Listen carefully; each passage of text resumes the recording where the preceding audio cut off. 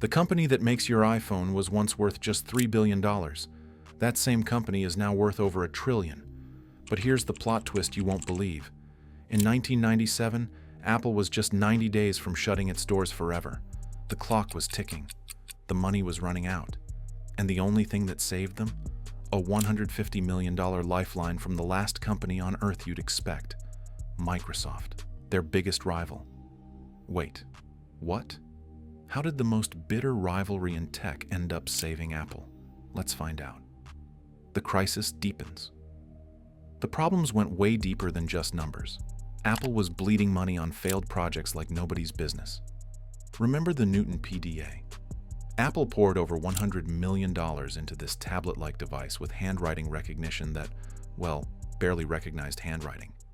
It became the butt of jokes, even featured in an episode of The Simpsons where a character writes, "Beat up Martin," and the Newton converts it to "Eat up Martha." Users mocked it. Sales tanked. Then there was the Copland operating system, years of development and millions spent, only to be abandoned completely. Apple desperately needed a modern operating system to compete with Windows, but couldn't deliver one.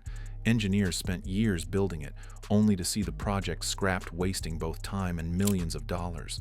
But the real killer? Apple had over 350 different products. 350 factorial printers, monitors, computers with confusing names and overlapping features. Want a Performa 5320? Or maybe a Quadra 840 AV? Or possibly a Centris 660 AV? Who could tell the difference?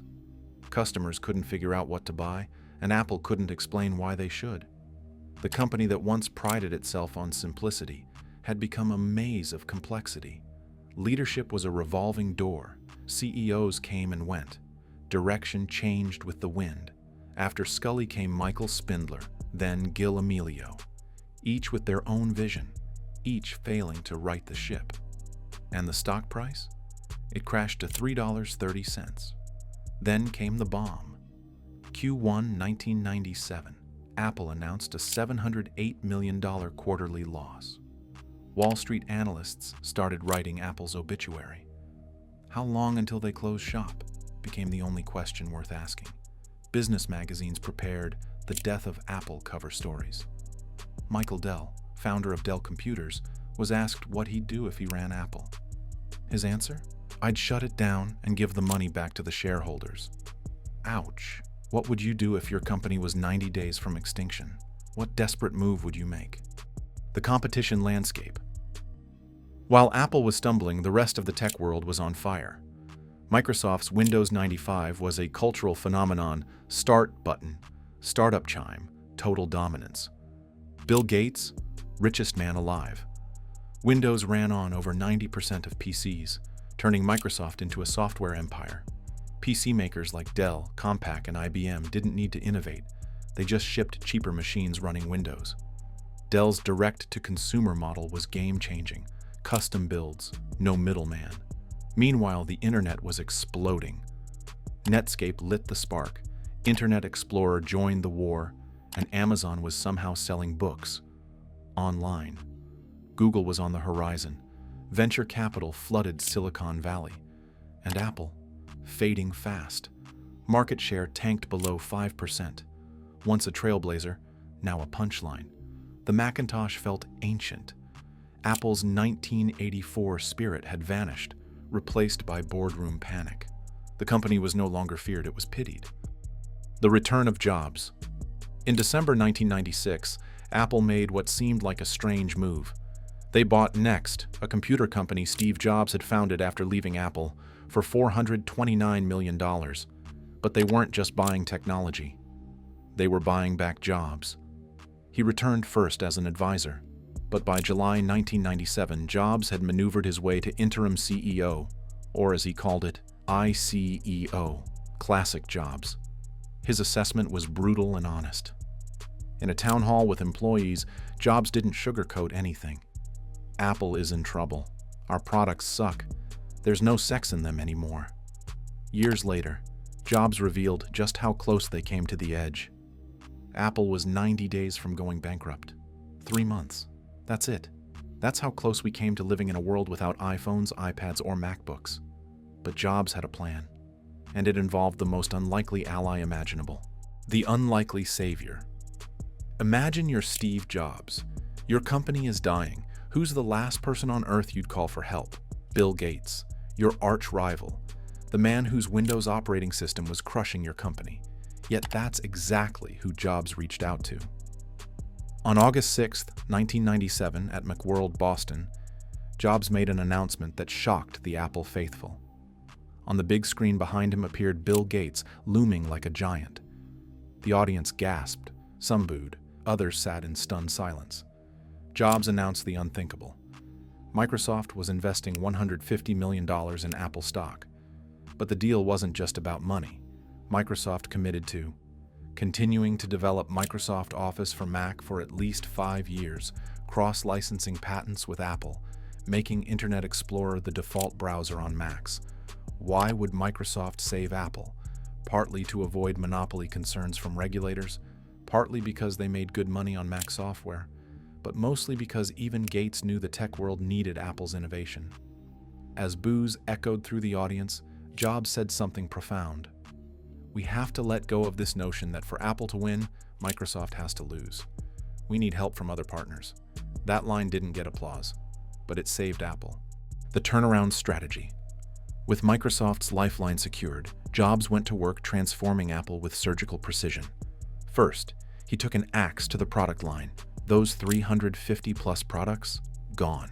Jobs slashed them down to just 10. 10. Can you imagine cutting 97% of your company's products? In one meeting, Jobs reportedly drew a simple grid on a whiteboard with 4 quadrants and said, "This is what we're going to do." He focused everything on 4 simple quadrants: consumer products, professional products, desktop computers, and portable computers. That's it. No more printers, no more digital cameras, no more server lines.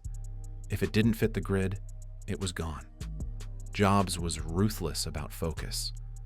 When an employee asked about a product that didn't fit into these categories, Jobs would ask, "Which one of the 10 things are you going to give up so you can do this?" The answer was always silence. At one product strategy meeting, Jobs reportedly stood up, walked to the whiteboard and wrote, "Focus." Then he said, "Apple has been busy focusing on how to make the processor faster, the software more feature-rich. That's not what we need to work on." It was shocking, but he was right. Next came the Think Different campaign. Not just an ad campaign, it was Apple's reintroduction to the world. It featured visionaries like Einstein, Gandhi, and Dylan. The message was clear. Apple was back to its rebellious roots. The grammatically incorrect slogan drove English teachers crazy, but captured the essence of Apple perfectly. Jobs narrated the famous "Here's to the Crazy Ones" commercial himself. Though this version never aired publicly, the company used Richard Dreyfuss instead. Then, in 1998, came the breakthrough: the colorful iMac G3. Remember those translucent, candy-colored computers? They were like nothing else on the market. In a sea of beige boxes, they stood out like alien technology. Jobs insisted on a handle on top, not because people would carry them around often, but because it made them feel more approachable. People who never cared about computers suddenly wanted one, not for what it did, but for what it was: a statement, a piece of art. And the financial results? By 1998, Apple posted a profit of $309 million. The bleeding had stopped. The patient was recovering. Wall Street analysts who had predicted Apple's demise were left scratching their heads. The aftermath and lessons. The turnaround wasn't just impressive, it was historic. In 1997, Apple was worth about $3 billion. By 2000, that grew to $15 billion. By the iPhone launch in 2007, $100 billion. Today, over $1 trillion. That $150 million Microsoft investment? If they'd held on to it, it would be worth billions today. In 2000, Jobs dropped the interim from his CEO title. The temporary savior became the permanent leader who would transform not just Apple, but multiple industries. The Apple story teaches us something powerful about business. Sometimes your biggest rival can become your most important ally. The tech world isn't a zero-sum game where one company's success means another's failure. It also shows the power of focus. When Jobs cut 97% of Apple's products, he wasn't just cutting costs, he was cutting confusion, both for customers and for the company itself. And finally, it's a masterclass in leadership. Jobs didn't try to please everyone or pretend things weren't dire. He faced reality, made tough calls, and executed with precision. Would Apple exist today without that Microsoft deal? Would you be watching this on an iPhone or iPad if Gates hadn't extended that $150 million lifeline? What competing companies today might benefit from working together instead of just trying to destroy each other? Think about the irony. Without Microsoft's help, we might live in a world without iPhones, AirPods, or Apple Watches. The company that now shapes how we communicate, work, and live was saved by its biggest competitor. As Jobs himself said, "The world is a better place with Apple in it." And he was right. What rivals in your industry could benefit from cooperation instead of just competition? What partnerships might seem impossible today but make perfect sense tomorrow? Let me know your thoughts in the comments below. If you found this corporate roller coaster as fascinating as I did, don't forget to hit that like button. It really helps the channel grow. Make sure to subscribe for more untold business stories that reveal the hidden side of the world's biggest companies. Tap the bell icon too so you never miss a video, especially our next one covering some of the greatest comebacks in tech history. Trust me, you won't want to miss it. And if you know someone who lives and breathes Apple products, share this video with them. Chances are they have no idea how close their favorite brand came to collapsing. It's a story worth hearing. Thanks for spending your time with us today, and I'll catch you in the next video with another mind-blowing business journey.